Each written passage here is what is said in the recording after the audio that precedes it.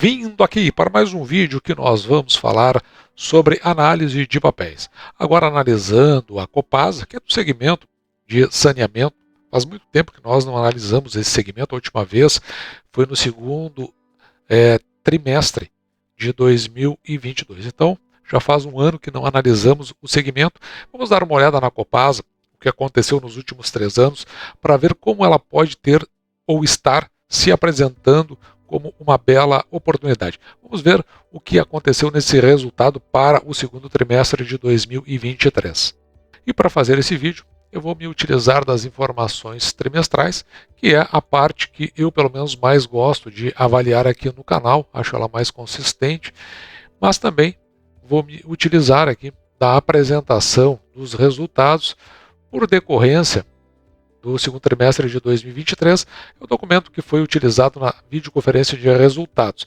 Lembrando que esse documento, ele na realidade, ele mostra, ele faz a demonstração dos resultados em conformidade com as demonstrações contábeis conforme elas são de maneira mais comumente aceitas no Brasil, diferente do ITR, que segue o padrão internacional IFRS. Então, indo aqui para os destaques financeiros, não é o que nós utilizaremos na construção, lá no final desse vídeo, da nossa tabelinha de múltiplos, tabela de indicadores, que faz com que a gente possa verificar se a companhia é ou não uma boa opção. Mas veja aqui, nós temos 3 barras que seguem. O azul mais claro é 2021, depois o azul intermediário 2022 e o azul mais escuro 2023. Veja que a receita líquida, ela chega a 1,5 bi, ela cresce em relação ao trimestre, ao mesmo período do ano passado, segundo trimestre de 2022, 17,6%. As despesas, veja aqui, teve uma variação de 10,1%, que fica acima dos índices inflacionários, embora abaixo da taxa de juros do nosso mercado, a Selic, de 13,75%. Eu já vou explicar o que aconteceu aqui. E aqui embaixo, no lucro líquido, que é a parte que mais nos interessa, veja que ele variou 38%, bastante elevado em relação ao lucro líquido de do segundo trimestre de 2022, porque aqui nós estamos falando das variações trimestrais, mas ele já tinha sido baixo aqui, 180 milhões. Veja que aqui bem no canto está mostrado em quanto estão esses valores. Nós também podemos olhar aqui como a companhia variou em água, fornecimento de água tratada, e esgotamento, e também no tratamento dos resíduos sólidos. É interessante porque, veja aqui no segundo trimestre de 2023, a contribuição, isso aqui também está em milhões, então foi 1 bilhão advindos de água, meio bilhão advindos de esgoto, e no tratamento de resíduos sólidos 1,6. O interessante é que esse tratamento aqui, ele aumenta 351% frente ao mesmo período de 2022, enquanto a água cresce 16,8%, quase 17%, e esgoto 19%. Em termos aqui de unidades de economias, veja aqui embaixo, o azul é água, o azul é água e o verde é esgoto. Veja que chega aqui a 5,6 milhões de economias. Aqui é bom lembrar que a Copasa, ela é uma companhia de água e esgoto do estado de Minas Gerais. Então chega a 5,6 milhões de economia em águas e 4 milhões de economias em esgoto.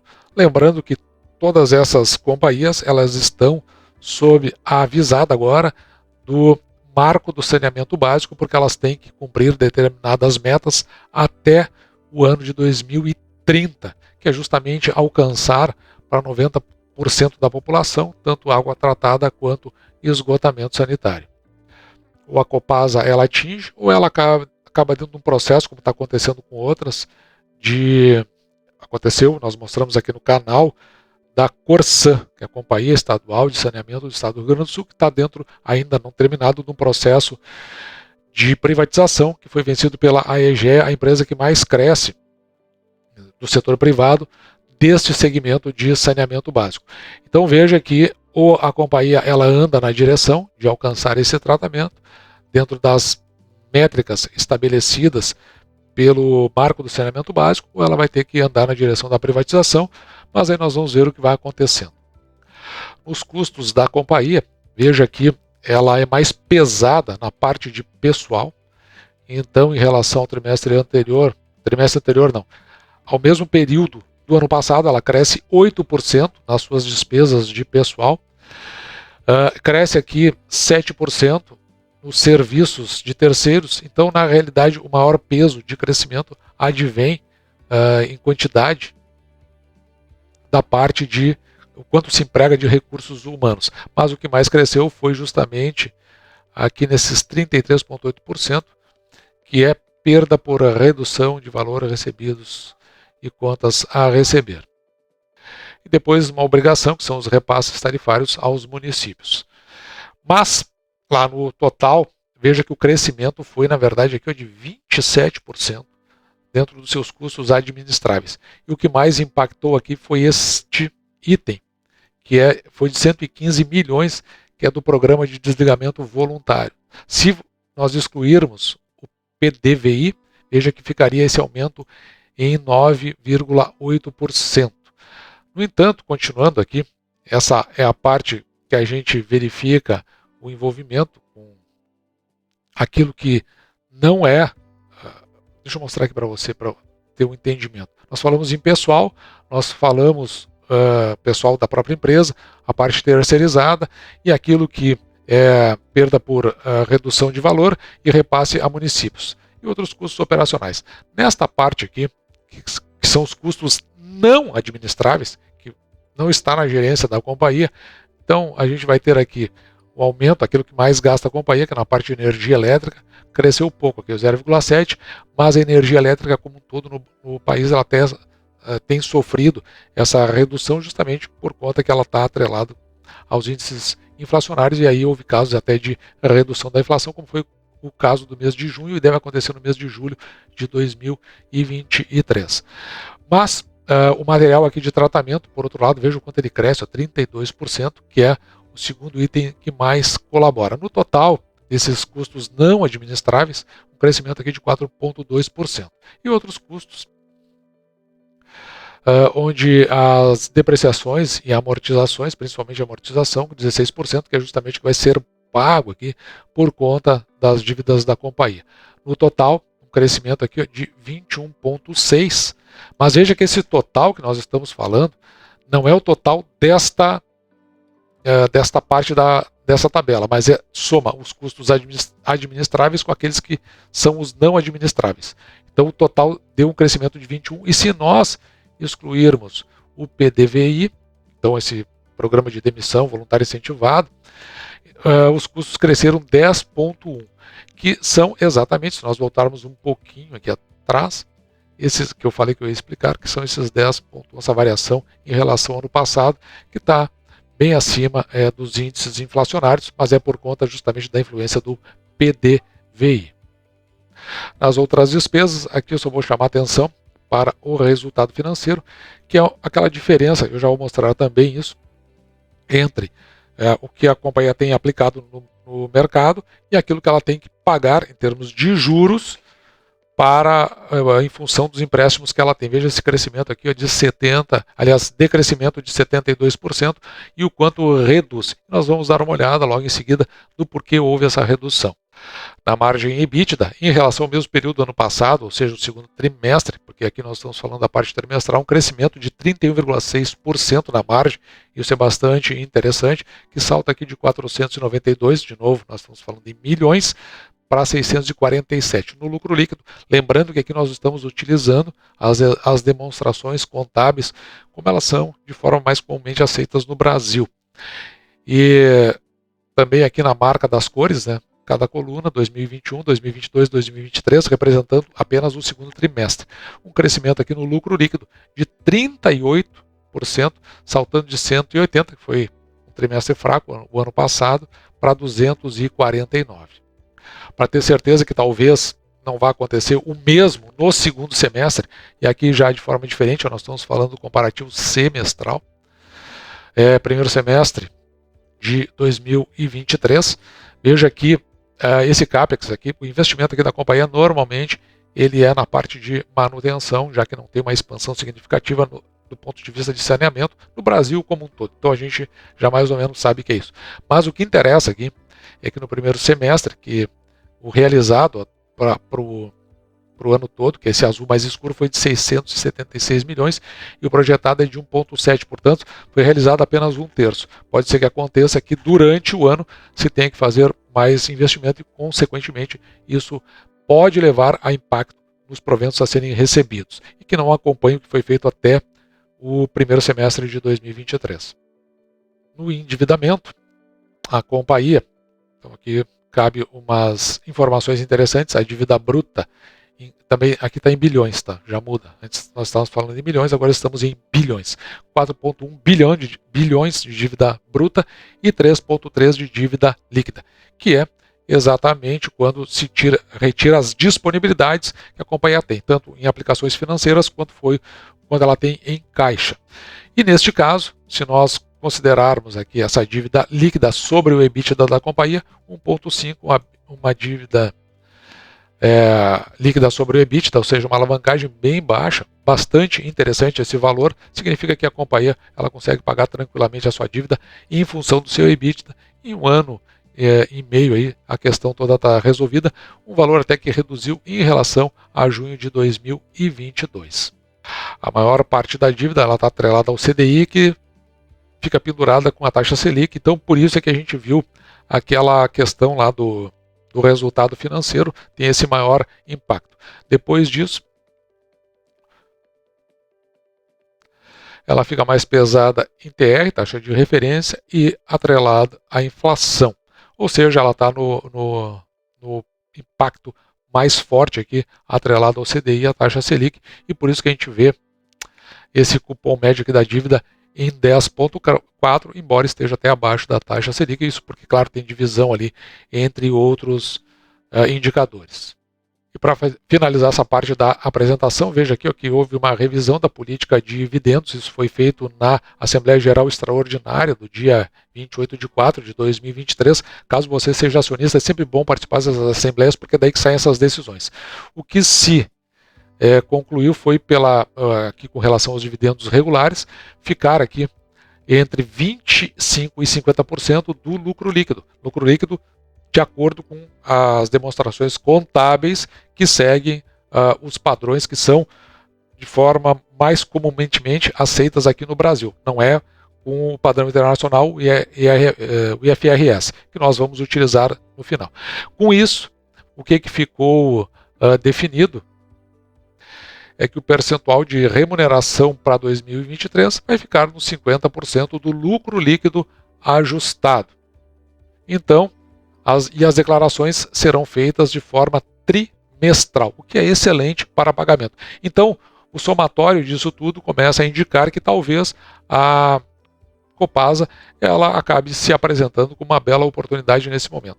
Declaração de juros sobre capital próprio da companhia em 2023, chegando aí a 260 milhões. E agora indo para as ITRs, em particular aqui na página 15, nós queremos pegar uma informação que muito nos interessa na composição do nosso quadro final, que é com relação ao patrimônio líquido da companhia. Veja que ele chega aqui a 7,5 bi, quase 7,6. E também nessa mesma toada, a gente gosta de olhar aqui nas demonstrações do resultado, dentro das DFs, das demonstrações financeiras consolidadas, que é com relação à receita da companhia que nós vamos transportar lá para a nossa tabela. Então veja que no semestre 3,5 bi de receitas. Então isso aqui é o que faz a gente ter aquela análise lá no final, da mesma forma como o lucro líquido consolidado, chegando a 566 milhões, e você nota aí também uma diferença, né, quando são das demonstrações financeiras, como elas são de forma mais comumente aceitas no Brasil. E é isso que faz com que a gente enxergue algumas informações. No caso aqui da Copasa, como já fazia um ano que eu não analisava a Copasa, então eu não tenho projeção do início do ano para o final do ano. Só a partir agora do fechamento do segundo trimestre de 2023. Com os resultados que foram apresentados, dá para se estimar aqui uma receita líquida de 7 bi, que é bastante interessante, para um lucro líquido de 1,1. Veja que a companhia ela vinha demonstrando, pelo menos de 2018 a 2022, um crescimento médio composto da receita líquida de 6,8, ou seja, a média ao ano, e quase 10% no lucro líquido, chegando aqui a um valor bastante interessante de projeção para o ano de 2023, lá no final, no fechamento. Mas aqui, o que eu vi de interessante? É que na média ela paga 66% de payout e eu baixei bem aqui para 45%. Aqueles 25, 50 que nós vimos, ou seja, 50 lembrando daquelas demonstrações contábeis como elas são de forma mais comumente aceitas no Brasil. Aqui é IFRS, que é o que a gente utiliza, que é o padrão internacional e que a maioria das casas faz. Então eu fixei aqui bem abaixo em 45%, com a chance da companhia pagar R$ 1,39 até o final do ano do exercício de 2023. E note que a Copasa, aqui até o presente momento, ela já pagou R$ 1,33. Isso que nós só concluímos o primeiro semestre. Ela ainda tem, em termos de dividendos obrigatórios, mais 2 trimestres, porque a gente viu o pagamento é trimestral, além da possibilidade de pagamentos intercalares ou intermediários.